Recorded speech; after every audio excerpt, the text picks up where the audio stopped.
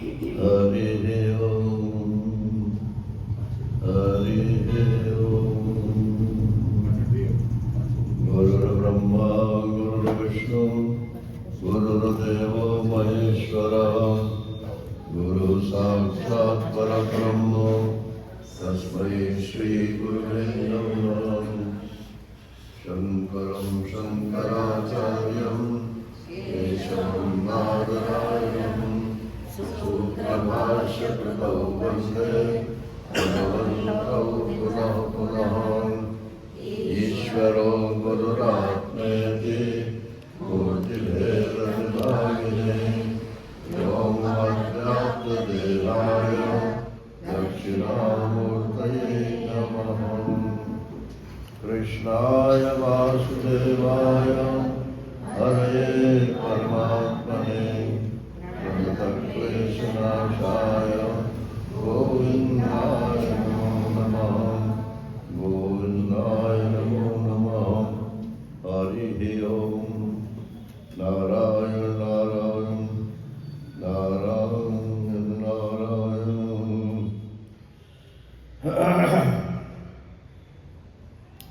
श्री कृष्ण गोविंद हरे मुरारे हे नाथ नारायण वासुदेव।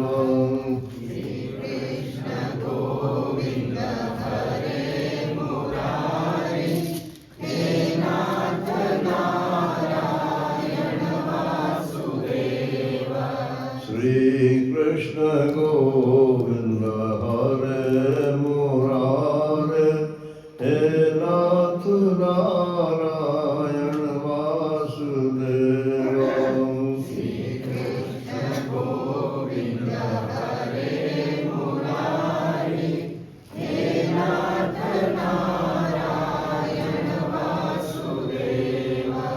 हे नाथ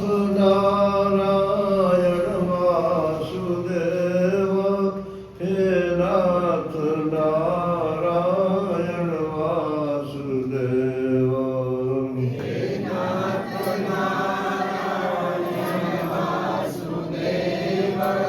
हे नाथ नारायण वासुदेव। श्री कृष्ण गोविंद हरे मुरारे हे नाथ नारायण वासुदेव।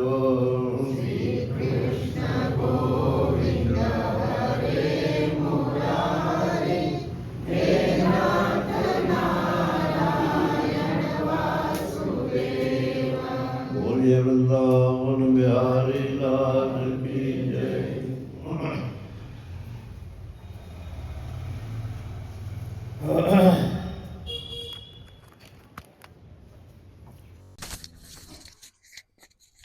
भगवान श्री कृष्ण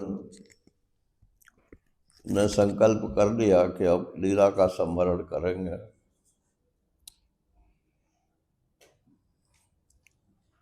तो जब उद्धव जी को ये ज्ञात हुआ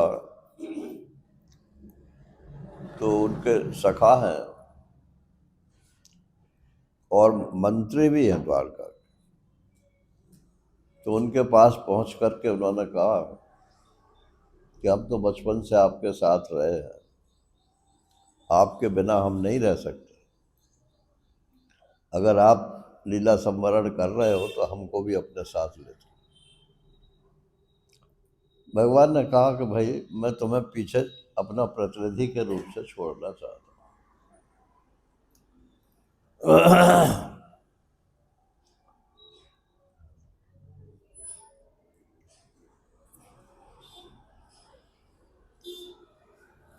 तो ये यहीं से उद्धव गीता प्रारंभ होती है।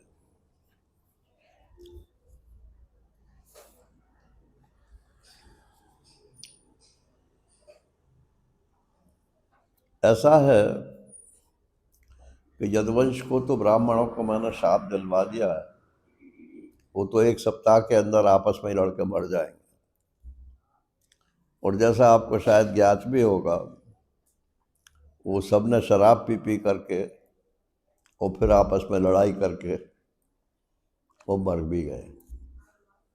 और भगवान श्री कृष्ण और बलराम को भी मारने के लिए दौड़े, तो भगवान कृष्ण ने, बलराम जी ने भी उनको अपने हाथों से मारा। क्यों, वो भी तो यदुवंशी थे, शाप तो उनको भी था। तो आपस में सब लड़ लड़ा के मर गए, लेकिन श्री कृष्ण और बलराम जी ये तो अवतारी पुरुष थे, तो इनका तो शरीर मरने का कोई प्रश्न ही नहीं था। तो बलराम जी तो पहले ही समुद्र में चले गए, क्योंकि वो तो शेष हैं। जो सर्वेंट होता है वो मालिक से पहले पहुंचना चाहिए। बलराम जी तो शेष है ना, तो भगवान की शैया है। अब भगवान पीछे पहुंचे तो पहले पहुंचना चाहिए। तो बलराम जी तो पहले चले गए, अब भगवान रह गए। तो उद्धव जी से कह रहे हैं कि मैं भी जाने वाला हूं, लेकिन तुमको मैं छोड़ के जा रहा हूं। मेरा जो संदेश है उसको तुम संसार में चलाना है। उसी को उद्धव गीता बोलते हैं। और यहाँ द्वारका तो ये एक सप्ताह के अंदर डूब जाएगी, समुद्र डुबा देगा। अभी आपने पढ़ा होगा अखबार में, फिर दोबारा खोदा, समुद्र के अंदर खोज हो रही है कि द्वारका कहाँ गई। लेकिन खोज कर लो 5,000 वर्ष के, 2,500 वर्ष के, कितने हो गए, अवशेष क्या मिलेंगे।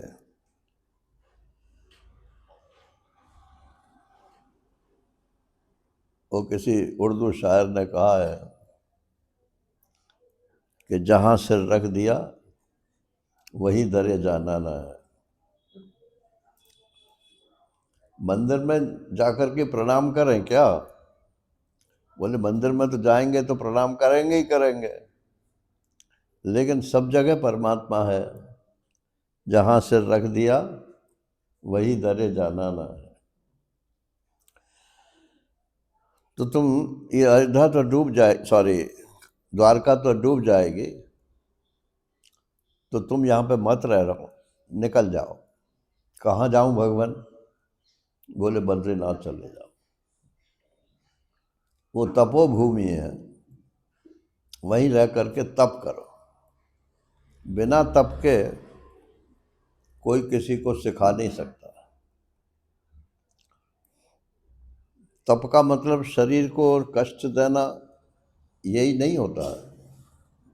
शरीर को कष्ट दोगे तो मन को भी कष्ट देना पड़ेगा और बुद्धि को भी कष्ट देना पड़ेगा।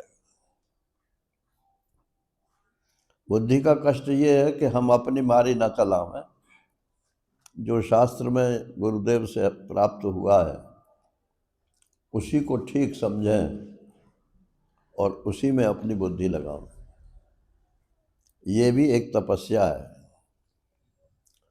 हालांकि आजकल जो फ्री थिंकर्स है वो कहते हैं ये तो स्लेवरी है।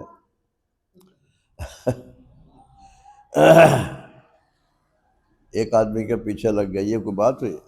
क्या हमारा कोई अस्तित्व तो नहीं है?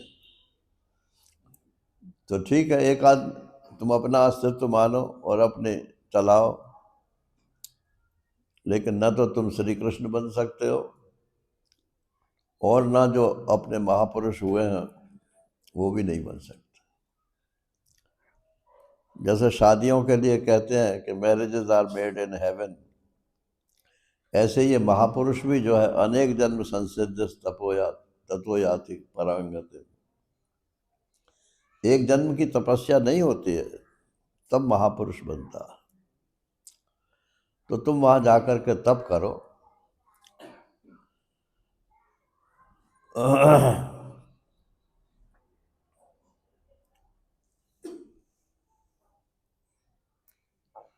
इसके बाद 7 श्लोक हैं। ये 7वें अध्याय के छठे श्लोक से लेकर के 12 तक, ये 7 श्लोक पूरे एकादश स्कंद का सार है। अगर उद्धव गीता का कहना हो कि भाई आप संक्षेप से बताओ क्या है, तो ये 7 श्लोकों में भगवान ने बता दिया है। और इसी की व्याख्या फिर सारी एकादश स्कंद में क्या कह रहे हैं? त्वं तु सर्वं परित्यज्य स्नेहं स्वजन बंधुषु मय्यावेश मना सम्यक समदृग विचरस्वगाम। ये थोड़ा तो हम सब पर भी लागू होता है और पूरा का पूरा महात्मा के ऊपर लागू, माने जो अकेले हैं उन पर लागू होता है। त्वं तु सर्वं परित्यज्य स्नेहं स्वजन बंधुषु। स्वजन पेज नंबर कौन सा है? Page number 76। 76।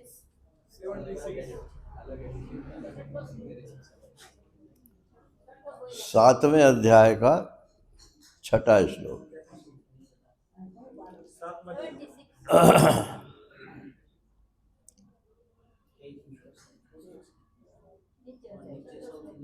तो कहते हैं सबको तुम त्याग दो। बोले किसको त्यागें, हमें तो अकेले ही हैं, त्यागें किसको? अरे जो अकेला भी होता है वो भी अपने संबंध बना लेता है। माता पिता तो सबके होते हैं, बहन भाई भी सबके होते हैं, घर भी होते हैं, मामा मामी भी होते हैं, नाना नानी भी होते हैं। ये बंधन जो है अकेला इतना सा ही नहीं होता है, इसकी डोर कहाँ तक जाती है। तो कहते हैं स्वजन और बंधु, इन दोनों के स्नेह को, इन दोनों के प्रेम को तुम छोड़ देना, वरना तुम वहाँ जा नहीं पाओगे बद्रीनाथ, और अगर चले भी गए तो फिर लौट आओगे। एक नेपाल से सज्जन आए थे वृंदावन, तो उन्होंने ये सुन लिया था एकादश स्कंद।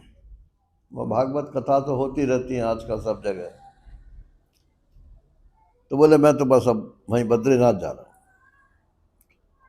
और बिल्कुल सुकटिया थे, मतलब मैंने कहा भाई वहाँ की तुम क्लाइमेट देख लो, तुम्हें सूट नहीं करेगी, वहाँ रहना तुम्हारे लिए मुश्किल हो जाएगा।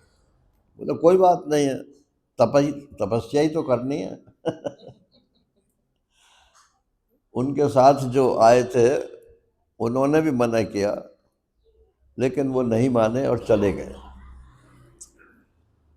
और उसके बाद में फिर साल 2 साल मुझे कोई खबर नहीं मिली। तो वो जो उनके साथ आए थे तो वो फिर आए वहाँ आश्रम में। तो मैंने उनसे पूछा, मैंने कि वो सज्जन बद्रीनाथ में ही है या? कहती वो गए तो थे, लेकिन 1 सप्ताह के बाद ही लौट आए वहाँ, क्योंकि वहाँ न तो कोई ठिकाना रहने का मिला और न भोजन पानी का मिला। अरे भाई महात्मा तो कहीं भी मांग लेगा तो, और लोग दे भी देते हैं, लेकिन घर गृहस्थी मतलब सफ़ेद कपड़ों में जो है वो भिक्षा मिलनी भी मुश्किल हो जाती है। महाराजा श्री तो संन्यास देते थे लोगों को, तो एक बात जरूर बोलते थे, हमने तुम्हारी भिक्षा का प्रबंध कर दिया।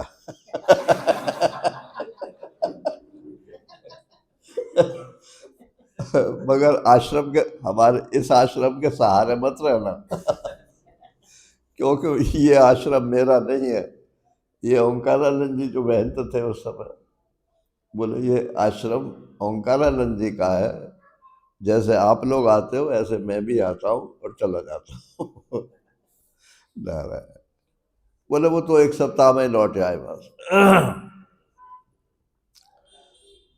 तो एक तो ये है कि शरीर बर्दाश्त नहीं करता है एक्सट्रीम क्लाइमेट जो है, और एक जो आदमी का बंधन है पीछे, मैं तो चला आया, मेरे पीछे फलाना क्या करता होगा, उसका या होगा, ये होगा। तो त्याग हर आदमी नहीं कर सकता। तो इसलिए सबसे पहले ये कहते हैं कि स्वजन, जो जिनको तुम अपना मानते हो वो, और बंधुषु, मतलब बंधन की डोर जहां तक भी जाती है उन सब का प्रेम आसक्ति छोड़। ये स्नेह, स्नेह माने होता है घी, जो आप घी खाते हो ना, तेल। तो स्नेह कहते हैं चिकनाई को, लुब्रिकेशन। ये बेटे को देख करके क्यों दिल उमड़ता है, पत्नी और पति को देख करके क्यों दिल उमड़ता है? वो रपटता है, उमड़ता नहीं है। हाँ। तो वो स्नेह जो है वो रपटा देता है। तो इसलिए उस स्नेह को छोड़ करके जाओ। मय्यावेश मने मन सम्यक, और अपना मन जो है वो पूरी तरह से मेरे में प्रवेश करा दो। सम्यक है ना, अच्छी प्रकार से और पूरी तरह से। तो ये तो घर गृहस्थी वाला भी कर सकता है, इसमें घर छोड़ कर जाने की बात नहीं है। मय्यावेश मन सम्यक, ये तो 12वें अध्याय में भगवान ने गीता में बोला ही है। मय्यावेश मनो ये माम नित्य युक्ता उपासक, उसी को श्रेष्ठ बताया। समुद्रिक विचरस्वगाम, तुम तो अकेले हो, इसलिए सन्यासी की तरह से पृथ्वी पर विचरना। सन्यासी की तरह से और सन्यासी के लिए के रूप में विचरण करना बहुत आवश्यक, आवश्यक ही नहीं अनिवार्य है। जब शरीर काम न करे तभी विचरण बंद होता है, उस समय फिर वो कोटिचक सन्यास में चला जाता है। एक जगह अगर ज़्यादा दिन रह जाओ तो उस जगह से भी ममता हो जाती है और उस जगह वालों से भी ममता हो जाती है। कोई अच्छा भोजन करा दे तो उस भोजन कराने वाले से भी ममता हो जाती है। दक्षिणा अच्छी दे दे उससे भी ममता हो जाती है।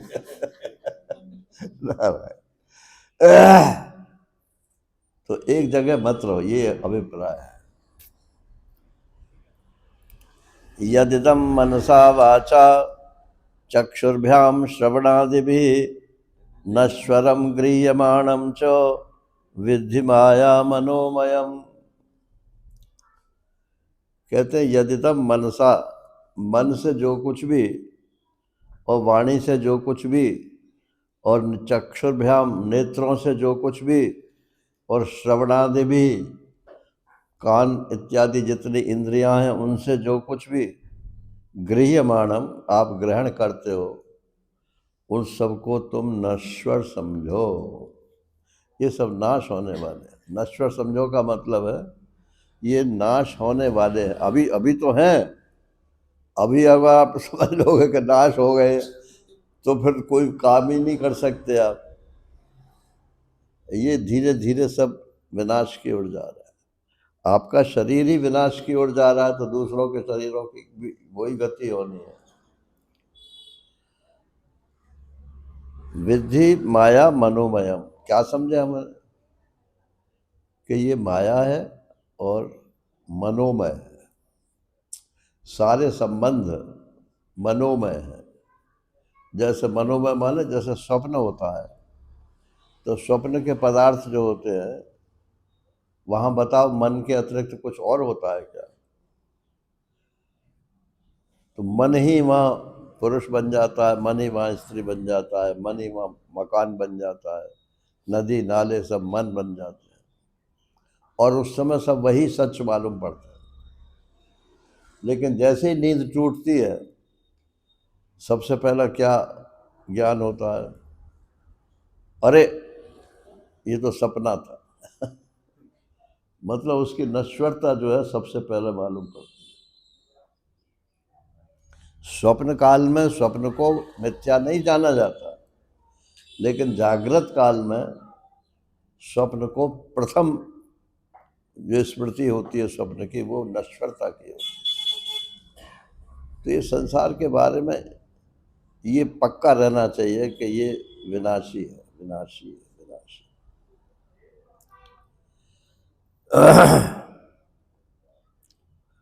तो इससे क्या होगा, जो संबंध है वो तो मनोमय है।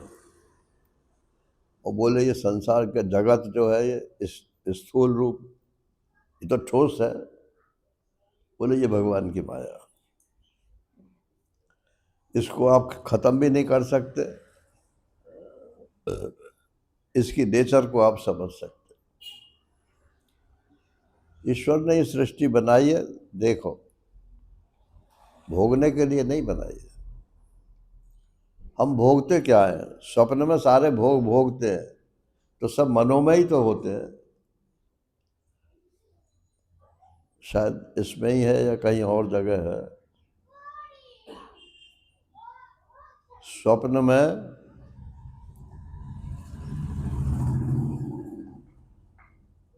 मनोमय ज्ञान और मन, इनकी एकता होती है। स्वप्न में ज्ञान और मन के पदार्थ, मानसिक पदार्थ, इनकी एकता होती है। सपने में हमने मरे हुए आदमी भी देखते हैं, खास तौर से जब उम्र बढ़ जाती है। तो आज हमने पिताजी देखे, आज हमने बाबा देखे, अरे वो तो है ही नहीं, देखे क्या मतलब। वो पिताजी माताजी जो है वो सब आपके मन में भरी हुई है ना, वही प्रोजेक्ट होती है सारी।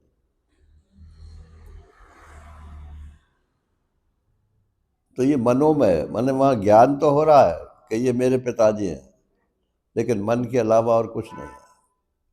तो ज्ञान और मन का एकता होती है। और ये जागृत अवस्था में मन और पदार्थ की एकता होती है। ये पत्थर है, तो पत्थर आंख से दिखता है, स्वप्न में भी पत्थर दिखता है, लेकिन वहाँ पत्थर है नहीं, वो मानसिक है। और चाहे जितना सोचो कि ये पत्थर नहीं है, पत्थर नहीं है, पत्थर नहीं है, लेकिन ये तो बिल्कुल ठोस है। ये ईश्वर की माया है, जिसको आप काट नहीं सकते, जिसको आप अन्यथा नहीं कर सकते, वही ईश्वर की माया है। तो यहाँ पदार्थ और मन का संबंध बनता है जागृत अवस्था में, और स्वप्न अवस्था में मन और ज्ञान का संबंध बनता है। तो पदार्थ का हो या सत का हो, तो ये सारा संसार मायामय है, मनोमय है। पुंसो अयुक्तस्य नानार्थो भ्रमः सगुण दोष भाग कर्मा कर्म विकर्मयते गुण दोष धियो भेदा। कहते हैं जो अयुक्त है, अयुक्त माने जो पर ठीक ठीक शास्त्र ज्ञान से, गुरु ज्ञान से अथवा अनुभव ज्ञान से युक्त नहीं है, ऐसा व्यक्ति जो है वो नानार्थ हो।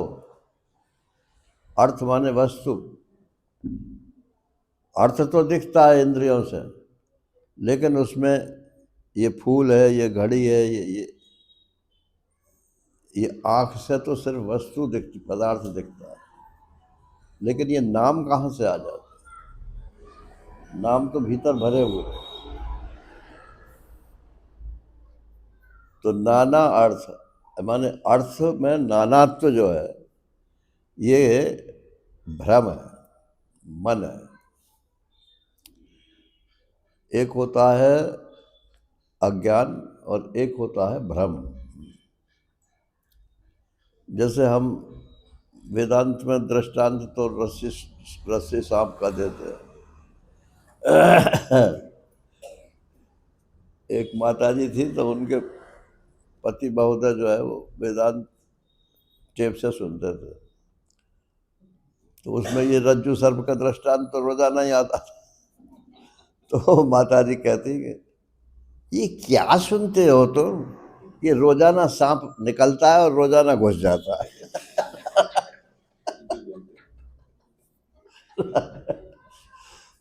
दृष्टांत तो कोई भी हो, रज्जू सांप आपको बुरा लगता है तो सीपी में चांदी समझ लो। स्वामी महेशानंद गिरी जी महाराज कहते हैं कि एक आदमी समुद्र के किनारे घूमने गया और दोपहर का टाइम था। अब उसने वहाँ सीपियाँ पड़ी हुई थी तो चमक रही थी धूप में, और ऐसा लग रहा था कि चांदी पड़ी हुई है, चांदी पड़ी हुई है। अब वो आदमी था, मतलब ये सुनार या सर्राफ, उसने देखा कि आज तो भगवान ने छप्पर फाड़ के दिया।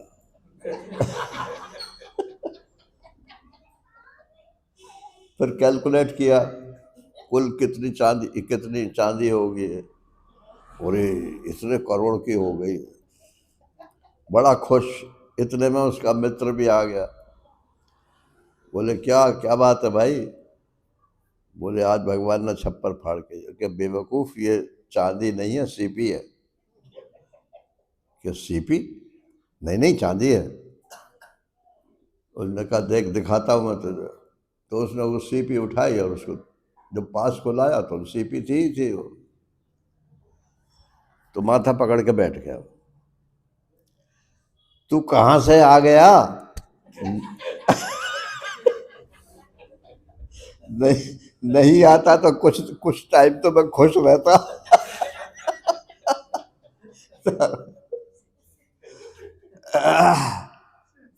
तो हम जब रस्सी को रस्सी नहीं जानते, सीपी को सीपी नहीं जानते, ये तो अज्ञान है।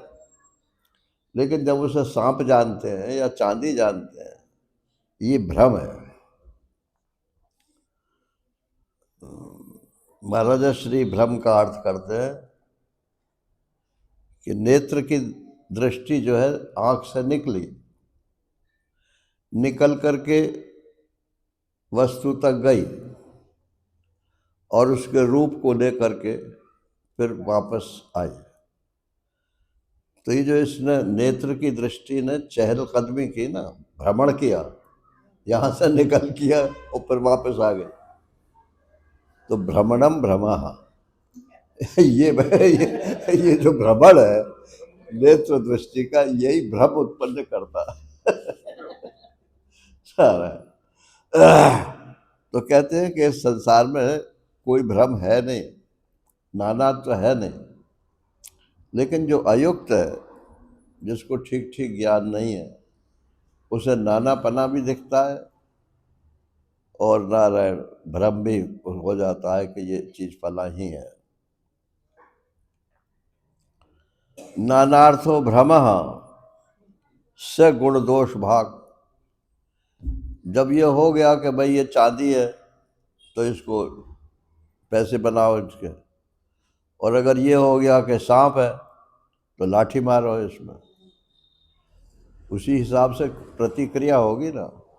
तो गुण और दोष, सांप में जो है दोष मालूम पड़ता है, चांदी में जो है वो गुण मालूम पड़ता है। लेकिन किसको?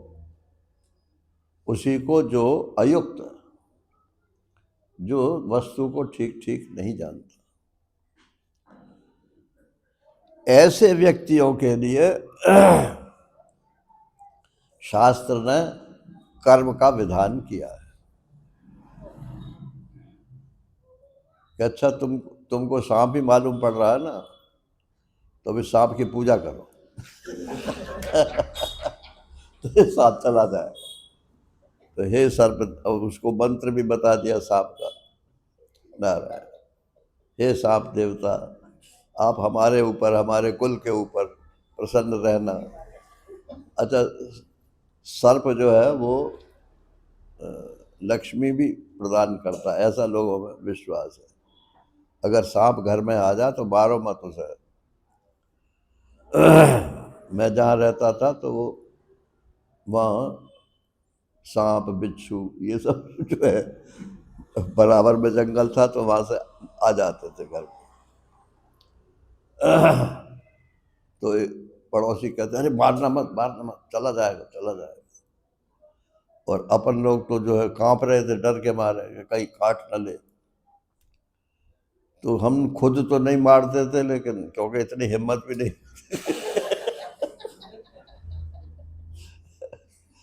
तो एक पड़ोस में था तो उसको लाए बुला के, वो लाठी लेके आया, उसने मार भी दिया उसे। अब मार दिया तो उसकी क्रियाकर्म भी करनी पड़ी, बोले वरना इसकी सांपनी आएगी और वो बदला लेगी। ना भाई, तो ये एक चीज गलत मान लो तो उसके बाद में जो है सब कुछ गलत ही होता जाता है। तो शायद जो जिनको भ्रम हो गया है वो भ्रम वालों के लिए शास्त्र कर्म का विधान करता है कि तुम अब इसकी पूजा करो नारायण, तुमको ये लोक मिलेगा, तुमको ये फायदा होगा, तुमको ये होगा। कर्म, उसको कर्म बोलते हैं। और देखना पूजा करते करते और सांप की याद ना आवे, नहीं तो तुम्हारी पूजा खंडित हो जाए। एक आदमी को किसी ने बताया कि तुम सोना बना सकते हो, वो कीमियागर बोलते हैं उनको, सोना बनाते हैं। तो उनको बता दिया कि ऐसे ऐसे करना, फिर बोल दिया कि मगर देखना बंदर की याद नहीं आवे। अब वो अब वो उस क्रिया को तो करे और यूँ सोचता जा कहीं बंदर की याद ना आ जाए। महाराज श्री कहते हैं कि बंदर की याद ना आ जाए तो बंदर तो याद आ ही रहा है। वो तो प्रयत्न तो सफल होना है ही नहीं, क्योंकि बंदर की याद आएगी तो प्रयत्न बेकार हो जाएगा। तो ऐसे ऐसे इफ्स एंड बट्स लगा देते हैं कि वो कर्म जो है वो सफल ही ना हो। आदमी आशा पे जीता चला जाता है। तो कर्म और अकर्म और विकर्म, ये कल बात आ चुकी है। वैसे कर्म माने ये करना चाहिए, अकर्म माने इनको बिल्कुल मत करो नहीं तो रोओगे, और विकर्म माने जो करना चाहिए उसे अवश्य करो वरना तुम्हें पाप लगेगा। करने योग्य को ना करना विकर्म है,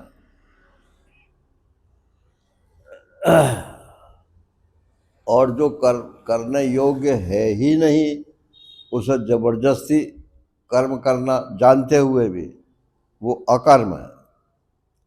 चोरी नहीं करनी चाहिए लेकिन करते हैं तो फिर जेल में भी जाते हैं।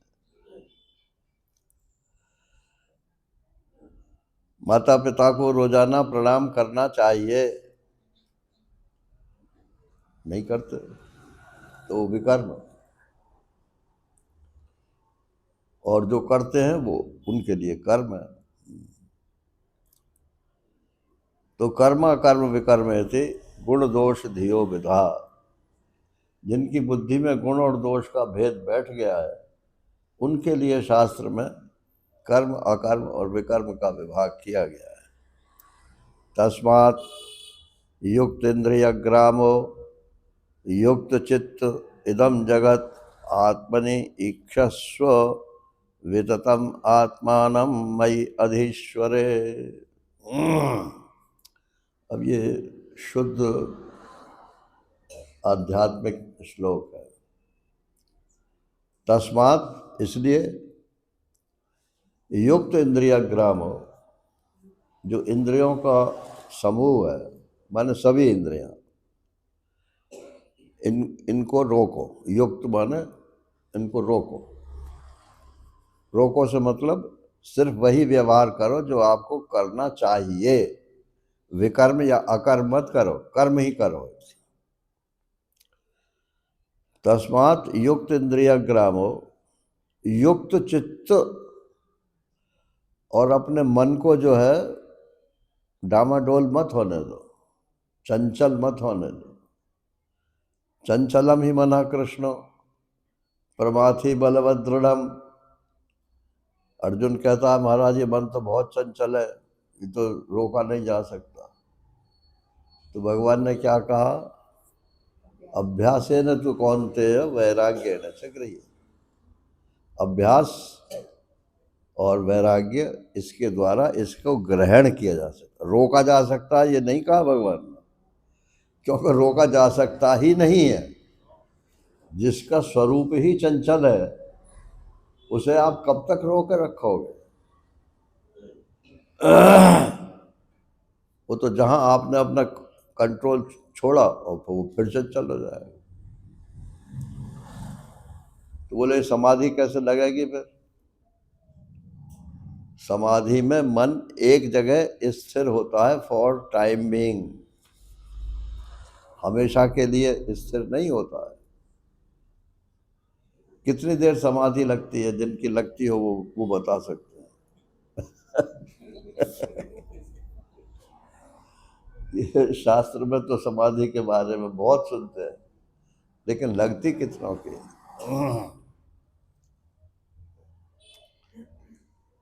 तो कहते हैं इंद्रियों को रोको और चित्त को रोको। रोको माने स्थिर करो एक विषय में। शास्त्र के विषय में ही निश्चय होना चाहिए, उसमें डामाडोल नहीं होना चाहिए। जैसे तुम ब्रह्म हो,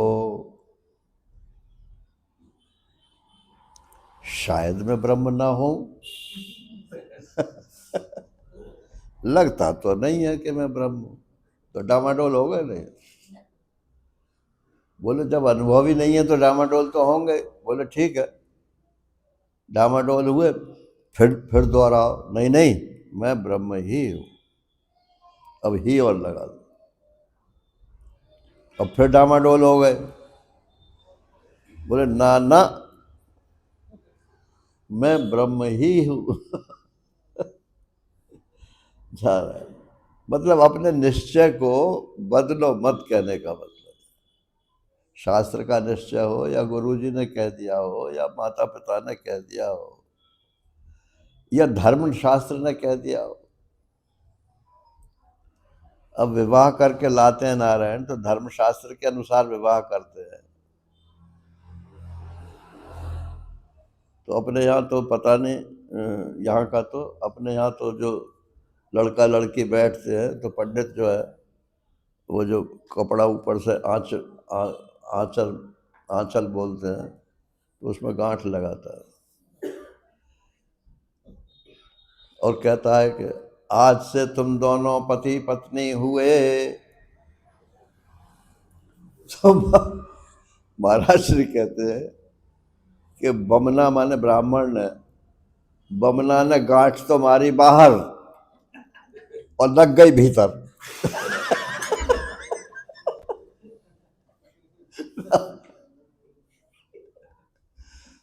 बस उसी क्षण से तो दोनों की स्वीकृति हो जाती है कि हम आज से पति पत्नी। और फिर अगर उसे हटाना चाहे तो नहीं हटा सकते। कानून ये नहीं कहता है कि आप चाहे जब छोड़ दो।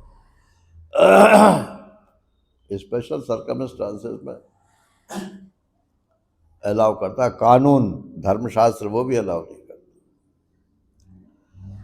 तो कहते हैं कि युक्त इंद्रिय ग्रामो युक्त चित्त इदम जगत आत्मनि इक्षस्व।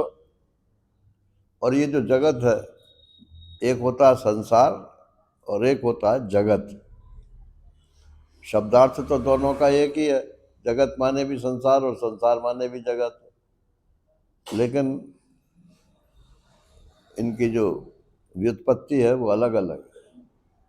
जगत माने जगत, जिसका जन्म होता है, जिसमें परिवर्तन होता है और जिसमें नाश हो जाता है, उसको बोलते हैं जगत।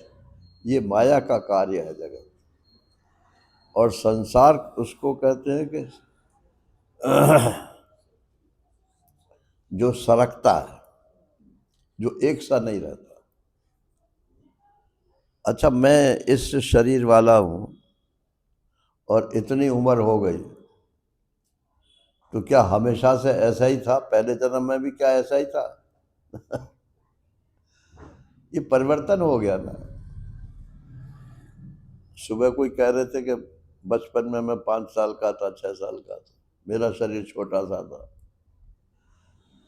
तो शरीर तो बदल गया ना। तो शरीर बदल गए या तुम ही बदल गए? बोले शरीर बदल गया इसलिए मैं भी बदल गया। बस ये कंक्लूजन जो है, इसलिए जो है ये गलत। शरीर तो बदलेगा, ये तो जगत है, लेकिन इसका जो इंटरप्रिटेशन है, इसका जो हम अर्थात करके अर्थ करते हैं, वो संसार है। उसी से पुनर्जन्म होता है। पुनर्संसरण माने बार बार जन्म लेना, सरकना। आपको जन्म लेने से कोई आपत्ति नहीं है तो खूब संसरण करो, लेकिन शास्त्र सुनोगे, महात्मा की बात सुनोगे और इस संसार में दुख का अनुभव करोगे, तो फिर यही होगा कि हे भगवान, इस दुख से मेरी मुक्ति कब होगी। इसी को मुमुक्षुता बोल, मुमुक्षा बोल। तो कहते हैं कि इस संसार को, जगत को, संसार को नहीं, जगत को आत्मनि ईक्षस्व, अपने आत्मा में देखो। कैसे देखा? अरे मैं ये मान लो ये जगत फूल है, तो फूल को कैसे देख रहा हूं मैं? आंख से देख रहा हूं। लेकिन आंख की रोशनी अगर आंख तक ही रहे तो फूल दिखाई पड़ेगा? आंख की रोशनी यहाँ तक आएगी, यहाँ से टकरा कर फिर आंख में जाएगी, वो फिर आंख जो है मन में भेजेगी, मन फिर बुद्धि को भेजेगी, बुद्धि फिर चित्त से मिलान करेगी। इसका क्या नाम है भाई? बोले इसका नाम फूल है। तब वो आपको मालूम पड़ेगा कि ये फूल है। इतनी सारा प्रोसेस एकदम हो जाता है। जैसे कंप्यूटर में आप बटन दबाओ तो खटाखट खटाखट खटाखट रिजल्ट आ जाता है। तो हम तो रिजल्ट देखते हैं कि संसार में रूप देख रहा है, लेकिन वो सारी प्रक्रिया तो भीतर होती है, बाहर नहीं होती है। तो इस जगत को अपनी आत्मा में, माने अपने भीतर देखो कि मैं इसको देख रहा हूँ। तो ये अगर ऐसी प्रैक्टिस करोगे तो सारा संसार सपने के समान हो जाए, क्योंकि सपना तो सब अपने भीतर ही होता है ना। अच्छा जी, ये भी हो गया। और फिर क्या करें कि आत्मानम मयि अधीश्वरे, फिर उस बुद्धि में जो ये अंतःकरण में जो मालूम पड़ रहा है ये फूल, ये देखो कि अंतःकरण किस में मालूम पड़ रहा है कि नहीं? स्वप्न के पदार्थ तो मन में मालूम पड़ रहा है, लेकिन मन किस में मालूम पड़ रहा है? तो मुझ में मालूम पड़ रहा है। ये मुझ क्या है? तो भगवान तो जानते हैं कि मुझ माने परमात्मा है। तो कहते हैं इसलिए संसार को पहले अपने भीतर लाओ और फिर उसको अपने सहित मेरे में ले आओ। अब क्या शेष रहेगा? फिर भगवान ही शेष रह जाएगा। संसार भी गया और जीव भाव भी गया। यही तत्वमसी का उपदेश भगवान ने उद्धव जी को यहाँ दे दिया। तस्मात् युक्तेन्द्रिय ग्रामो युक्त चित्त इदम जगत आत्मनि ईक्षस्व विततम आत्मानं मयि अधीश्वरे ज्ञान विज्ञान संयुक्त आत्मभूत शरीरिणाम आत्मानुभव तुष्टात्मा न अंतरायैर्विहन्य से। इस प्रकार से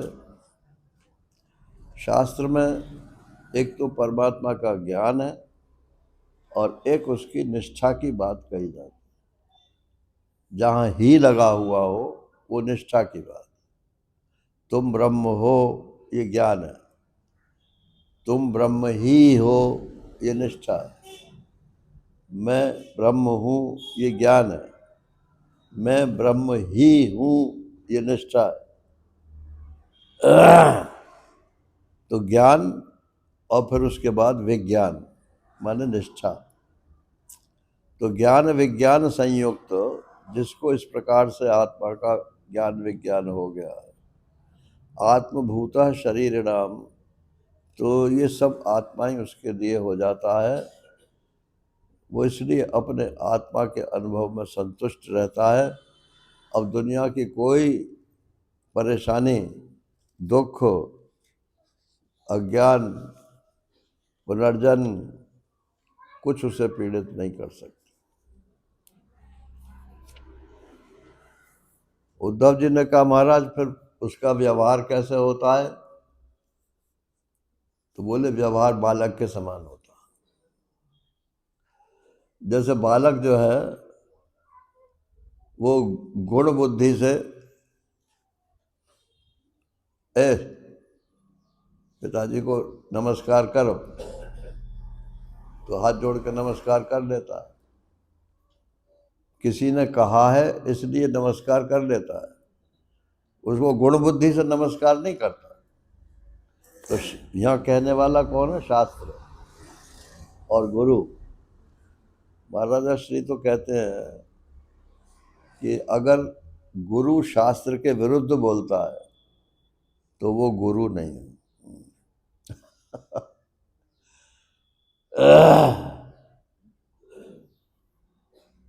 और शास्त्र तो गुरु के माध्यम से ही बोल सकता है, उसकी अपनी तो कोई वाणी है नहीं। तो शास्त्र की वाणी गुरु और गुरु की वाणी शिष्य, यही अनुभव का खेल है। तो वो गुण बुद्धि से विहित कर्म नहीं करता बालक, और दोष बुद्धि से त्याग नहीं करता, सहज ही ग्रहण और त्याग होता है उसके जीवन में। सर्वभूत सुहृद शांतो ज्ञान विज्ञान निश्चय पश्यन् मदात्मकं विश्वम न विपद्येत वही पुनः। कल को जरा भैया लाइट बढ़ा देना यहाँ पे कोई रख देना टेबल लैंप। सर्वभूत सुहृद शांत,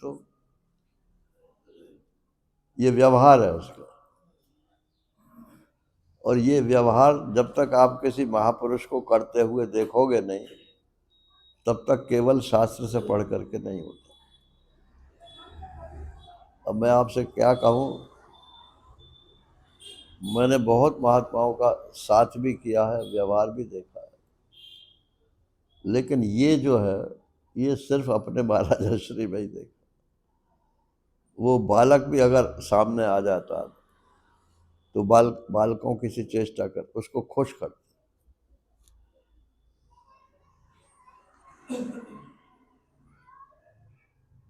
महात्मा आएगा तो महात्मा से महात्मा की बात करेंगे, संसार की बात नहीं करेंगे। और संसारी आएगा तो उससे त्याग वैराग की बात नहीं करेंगे।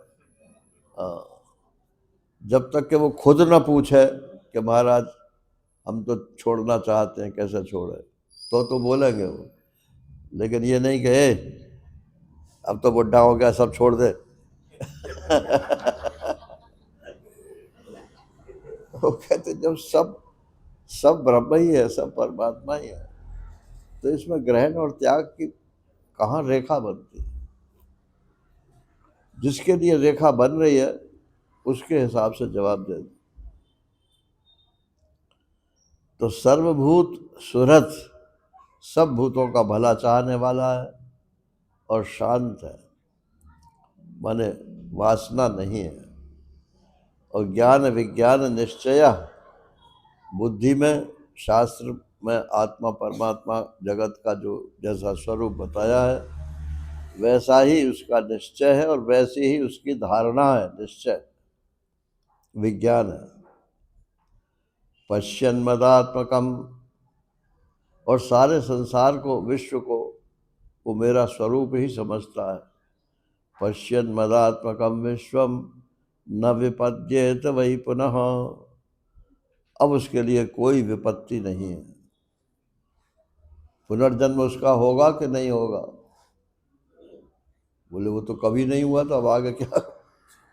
अगर पहले पुनर्जन्म होता था तो आगे कैसे बंद हो जाएगा भाई? तो अध्यारोप अपवाद के द्वारा ही शास्त्र समझाता है। जब आपको सुख दुख हो रहा है तो सुख दुख का कारण कुछ तो होगा ना। भाई हमने गलत किया इसलिए दुख हो गया, हमने अच्छा किया इसलिए सुख हो गया। बोले नहीं, हमने तो अच्छा किया था फिर भी दुख हो गया। तो ये कोई पूर्व जन्म का संस्कार है। जब पूर्व जन्म, हाँ हाँ महाराज, पूर्व जन्म का संस्कार। प्रारब्ध की बात कह दो। एक महात्मा थे, वो त्याग त्याग निष्ठ थे, वैराग्यवान थे और शांकर वेदांत में निष्ठ थे। उन्होंने हमको हमारे घर पर रह कर के और पूरी विचार सागर पढ़ाई थी। तो वो गांव में ज़्यादा घूमते थे। तो गांव में एक अलमारी में DDT भी रखी थी और शुगर भी रखी थी, चीनी भी रखी थी। अब वो रात को दूध लाया कोई पीने के लिए, तो उसने चीनी की जगह वो DDT डाल दिया। अब उससे उसकी सारी आंतें कट गई, देने के देने पड़ गए। बड़ी मुश्किल से वो ठीक ठाक हुए, लेकिन डॉक्टर्स ने कहा कि अब आप लेटे ही रहिए, बैठिए मत। बैठोगे तो आपकी सारा प्रेशर आंतों पे पड़ेगा और अब आंतें आपकी सह नहीं सकती। तो लेटे रहते थे और 8 साल की उम्र में वो सन्यासी हो गए। तो एक गांव का आदमी आया, मैं वहाँ बैठा हुआ था। तो वो बोला, महाराज जी आप तो बाल ब्रह्मचारी हो, आपको ये कष्ट क्यों हो रहा है? तो बोले, भैया सबका प्रारब्ध है, इस शरीर का ऐसा ही प्रारब्ध होगा इसलिए हो रहा। तो वो गांव वाला बोला, हाँ महाराज आप ठीक कहते। चला गया वो। अब मुझे उस समय शास्त्र का अभिमान था, क्योंकि मैं पढ़ता था शास्त्र को, तो समझता था कि मैं ठीक समझता हूँ। तो मैंने उनसे कहा, मैंने कहा विवेक चूड़ामणि में तो शंकराचार्य ने लिखा है कि ज्ञानी का प्रारब्ध नहीं होता है, अपरोक्षानुभूति में भी लिखा है कि ज्ञानी का प्रारब्ध नहीं होता है, तो आपने कैसे कह दिया कि प्रारब्ध से ऐसा हो गया? बोले ज्ञानी के लिए लिखा है ना। अब ये मूर्ख जो है, इसको मैं ये कहता कि मेरा कोई प्रारब्ध नहीं है तो मेरी बात मानता है नारायण। अब मैंने कह दिया कि प्रारब्ध है, वो हाँ महाराज सब ठीक।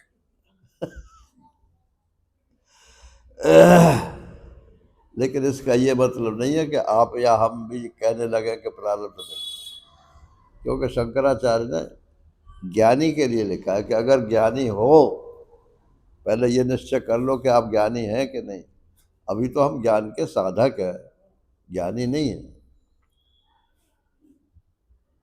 तो जिस दिन ज्ञान निष्ठ हो जाए उस दिन अपना प्रारब्ध मत मानना। एक महात्मा कहते थे कि अपना मत मानो, शरीर का प्रारब्ध मान लो। तो बोले इसका मतलब है कि अभी तुम्हारी शरीर की सत्ता तुम्हारे से अलग बनी हुई है, मैं अलग हूँ और शरीर अलग है, ये तुम्हारा ज्ञान है। तो क्या यही ब्रह्म ज्ञान है? ऐसा भी नहीं है। तो भगवान शंकराचार्य ने जिस भूमि में बैठ करके ये बात कही है कि ज्ञानी का प्रारब्ध नहीं होता है, वहाँ शरीर ही नहीं है नारायण, शरीर ही भाव ही नहीं है। इसलिए वहां प्रारब्ध का खंडन कर दिया।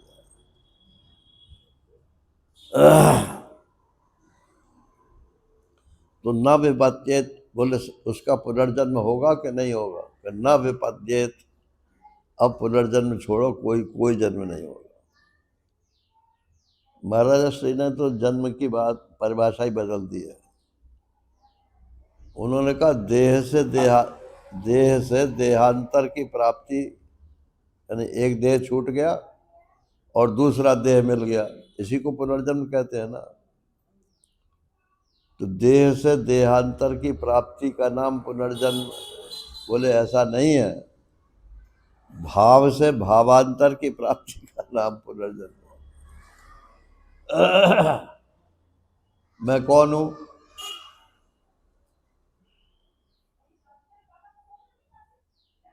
मैं पति हूं। थोड़ी देर पीछे मैं कौन हूं? कि मैं बाप हूं। थोड़ी देर पीछे फिर कहूं मैं कौन हूं? कि मैं अपने बिजनेस सेंटर का मालिक हूं। अरे भाई, तुम इन तीन में से कौन हो? कि मैं तीनों हूं। तीन मानोगे तो चौथा भी मानना पड़ेगा। नारायण। और चौथा के बाद पांचवा भी मानना पड़ेगा। अनगिनत अपनी सत्ता माननी पड़ेगी। आप व्यवहार के लिए कुछ भी बोल दो, सामने वाले को संतुष्ट करना है, लेकिन अपने मन में एक ही बात रख कि जो वस्तु तत्व है, ब्रह्म तत्व है, वही मैं हूं, इसके अतिरिक्त और कुछ नहीं। आप में माया तो रहती होगी। बोले माया भी ब्रह्म है। आप में जीव भी तो रहता होगा। बोले जीव भी ब्रह्म है। नीचे से मत बोलो, ब्रह्म ही माया है, ब्रह्म ही जीव है, ब्रह्म ही जगत है, इनका भाव और अभाव सब ब्रह्म है। अगर थोड़ा सा भी चेंज करके आप बोलोगे तो उनकी सत्ता जो है स्वीकार हो जाएगी। वो निष्ठा नहीं है। तो ये उद्धव जी को भगवान ने सात श्लोकों में ये उपदेश दे दिया है, और पूरे एकादश स्कंद में इसी को बार बार दोहराएंगे। और कहीं कथा के माध्यम से दोहराएंगे, कहीं उपदेश के माध्यम से दोहराएंगे।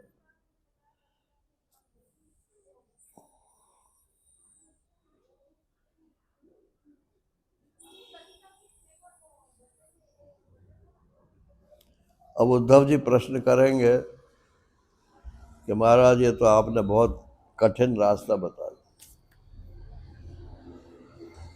ये तो साधारण आदमी के लिए ये मार्ग जो है बहुत कठिन है। तो उड़िया बाबा जी महाराज ने से किसी ने कहा कि ये तो बहुत कठिन है। तो बोले कि फिर कठिन है तो क्या बात है, कि मनुष्य तो नहीं कर सकता। बोले मनुष्य नहीं कर सकता तो ईश्वर करेगा। अरे शास्त्र में जो कुछ भी करने के लिए बताया है वो तो मनुष्य के ही लिए बताया है। कुछ कठिन नहीं है, जो काम करने लगो वही आसान हो जाता है। अपने अधिकार से ऊंची बात जब आदमी करता है तो कठिन मालूम पड़ती है। महात्मा के लिए आश्रम चलाना, गृहस्थी चलाना, आश्रम भी गृहस्थी टाइप है। अरे तो महाराज श्री कहते हैं हम अयोध्या गए तो वहाँ बोले क्या चाहते हो? तो हमने कहा हम संन्यास चाहते हैं। बोले घर में कितने आदमी हैं? तो बोले 5 आदमी हैं। बोले हमारे आश्रम में कितने आदमी?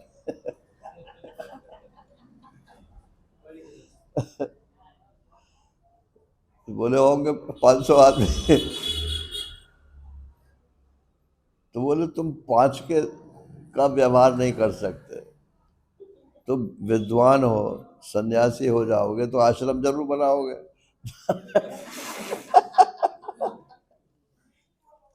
तो सन्यास लो तो यो सोच के लो कि हमें कुछ नहीं करना, दोनों हाथ उठा के करो। जो बनावे सो बनावे। अब कल ये प्रसंग आएगा 24 गुरुओं में कि मैंने सांप से भी शिक्षा ली। सांप अपना बिल नहीं बनाता, वो चूहे के बिलों में घुस जाता है। ऐसे ही जहां जाते हो वहां गृहस्थी लोग या आपके श्रद्धालु लोग जो है कोई ना कोई व्यवस्था रुकने की कर देते हैं, तो आपको अपना मकान बनाने की क्या जरूरत है। हरि ओम पूर्णमदः पूर्णमिदं पूर्णात् पूर्णमुदच्यते पूर्णस्य पूर्णमादाय पूर्णमेवावशिष्यते। ओम शांति शांति शांति। हरि ओम श्री गुरुभ्यो नमः। हरि ओम नारायण नारायण।